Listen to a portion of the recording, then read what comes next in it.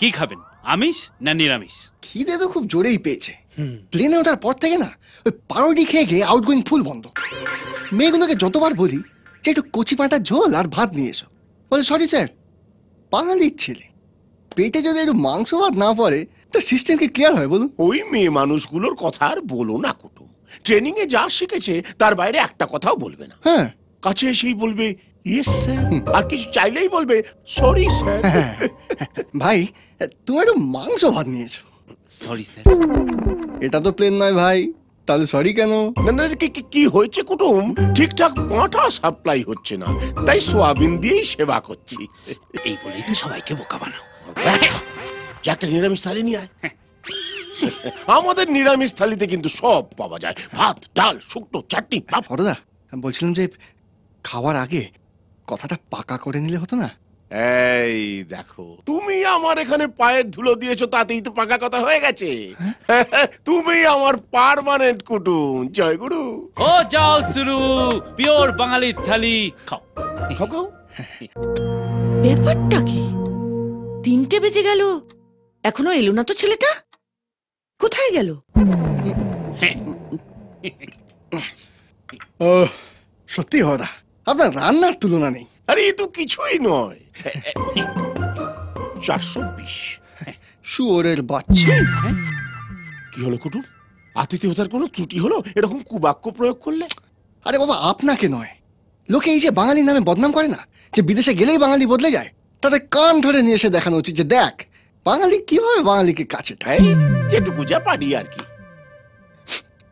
সত্যি বড়দা, আপনি যেভাবে আমাকে বাবার মতো আদর যত্ন করছেন, কোন দিন নিজের বাপের নাম ভুলে যাই। অতটা ভাবুক হয়েও না কুটুম। এক মিনিট। ওমা, এ তো দেখছি আপনার ফোন। না না, আমার নয়, ওটা তো তোমার ফোন। হ্যাঁ, ফোনটা আমার, কিন্তু কলটা আপনার। এই দেখো, তোমার ফোনে আমার কল আসবে কি করে? মনে হচ্ছে তুমি এখনো প্লেনে আছো, মাথাটা ঘুরছে। কিন্তু নাম্বারটা তো আপনার হোটেলেরই। দাঁড়ান। হ্যালো, আরে কোথায় তুমি? আমি পার্বতী বলছি, হর পার্বতী রান্নাঘর থেকে। পার্বতী দি, নমস্কার, প্রণাম নেবেন। ভাই প্রণাম টোনাম ছাড়ো, 3টে বেজে গেল, তুমি কোথায়?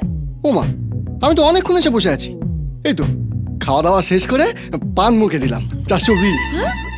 কোথায় দেখতে পাচ্ছি না তো? আরে এই তো এখানে। আসার আগে $5 আদায় কর, নাহলে বিশ্বাস করাও করো, পাবি না। আমি সত্যি বলছি, আমি এই তো হর পার্বতী রান্না করে বসে আছি। এই তো হরদা আমার সামনে দাঁড়িয়ে। হরু, ওরে মানিক, তুই একটা পাক্কা চিটিং বাজে পাল্লায় পড়েছিস। চিটিং বাজ? না না পার্বতী দি, আপনি ভুল করছেন। হরদা একদম মাটির মানুষ, আমাকে নিজের ছেলের মতো করে কত আদর যত্ন করে খাওয়ালেন, হাতে 420 পান গুজে দিলেন। আমার তো মনে হচ্ছে নিজের বাপের হোটেলে এসে উঠে। আরে দৌড়, তোর বাপের কেতায় আগুন। যা, $5। $5? কেন? এই যে গান্ডে পিন্ডে গিললে। ওমা, সে তো আপনি আমার ছেলের মতো ভালোবেসে আদর যত্নে খাওয়ালেন বলে, তার জন্য টাকা কেন দেবো? ব্যাচেলার বাপের আদর খেতে গেলে টাকা দিয়েই খেতে হয়।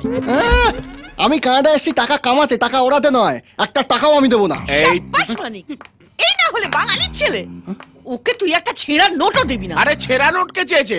করে $5 নোট চাই। মানিক, আমার হোটেলে যদি কাজ করতে চাও তাহলে ওকে একটা কানা করিও দেবে না। আপনি গিয়ে দরজাটা বন্ধ করুন। ও পয়সা না দিয়ে কি করে যায় সেটা আমি দেখে নিচ্ছি। শাবাশ ভোলা, লয়াল। তুই আমার থেকে টাকা নিবি? এমন কেলান কেলাবো না যে তোকে আর চিকেন তন্দুরিকে দুটোকে এক দেখতে লাগবে। গায়ে হাত দেবে না, গায়ে হাত দেবে না। এখানে অনেক বাঙালিকে আমি টাইট দিয়েছি, $5 না দিলে সারা সপ্তাহ ধরে বাসন মাজাবো। নিন, আপনার কাছে টাকা তো গায়ের ময়লা, নিন গা থেকে তুলে নিন। চল মানিক, এইসব চিটিং বাজের সঙ্গে লাগিস না। তোকে আমি জোলাপের শরবত খাইয়ে দেবো, যা খেয়েছিস সব বেরিয়ে যাবে। চল। আরে কি হলো? আরে নিয়ে আয়, ও ঝেপে দেবে।